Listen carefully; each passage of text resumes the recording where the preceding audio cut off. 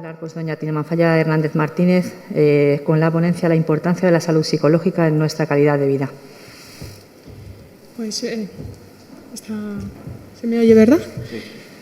Pues buenas tardes. En primer lugar, me gustaría agradecer a la Asociación de Colegios Profesionales, a la Unión Interprofesional, la oportunidad de estar esta tarde aquí compartiendo mesa con el resto de compañeros y compañeras que también están en todo el área sanitaria y de atención a la ciudadanía. A mí me gustaría plantear bueno, pues qué hemos aprendido y qué retos precisamente tenemos por delante.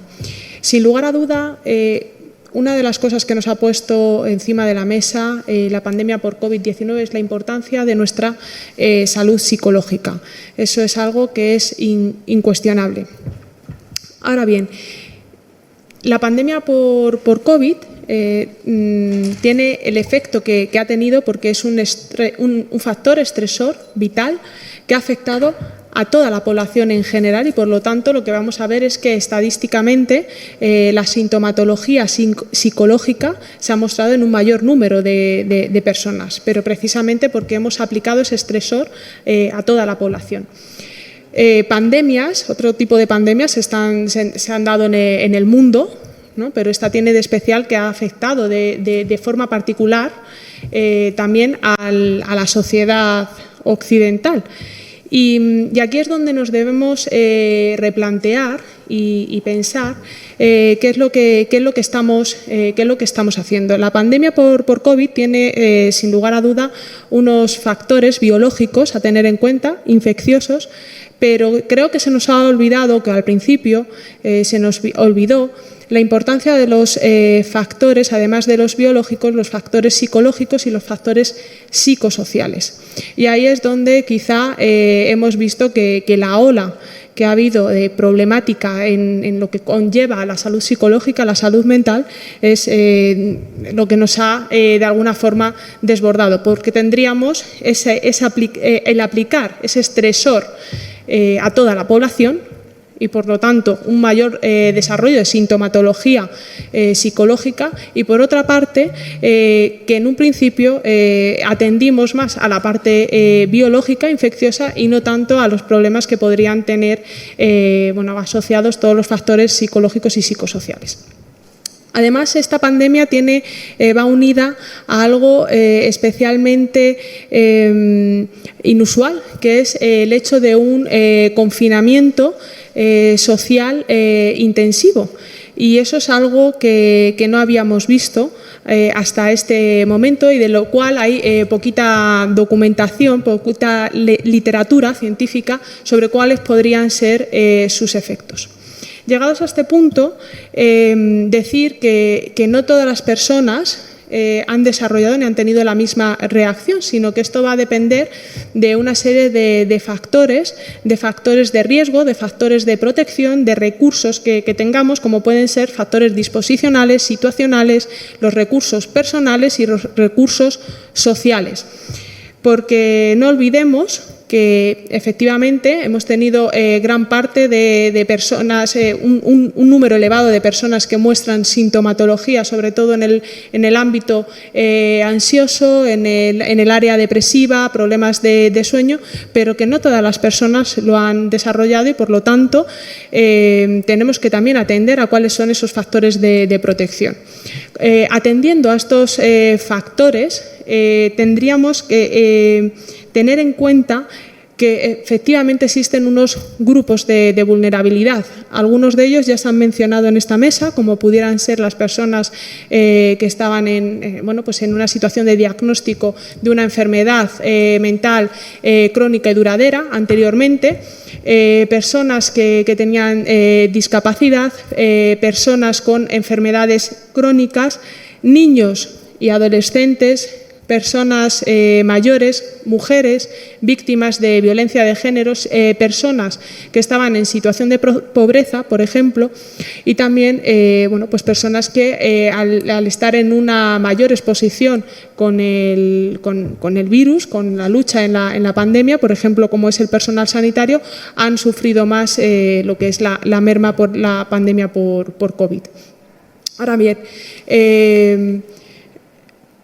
quiero insistir en la necesidad, y este sería el primer reto, ¿no?, que es detectar estos grupos vulnerables y hacer estrategias específicas de intervención, que ya no serían puramente de prevención, pero sí que podríamos hablar de una prevención secundaria, ¿no?, porque lo que estamos viendo es que hay una sintomatología, bueno, pero ahora qué, detectemos eso para que no haya sintomatologías que se cronifiquen de mayor forma, ¿no?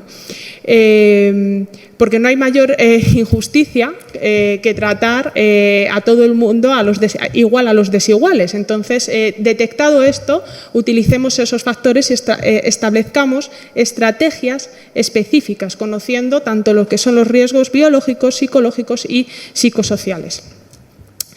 Luego, a mí me gustaría también incidir en que es verdad que mucho se habla de la salud psicológica, de la salud mental, pero es necesario poner encima de la mesa que no todas las sintomatologías de lo que estamos hablando son de sintomatologías, de síntomas, alteraciones emocionales, que no de trastornos.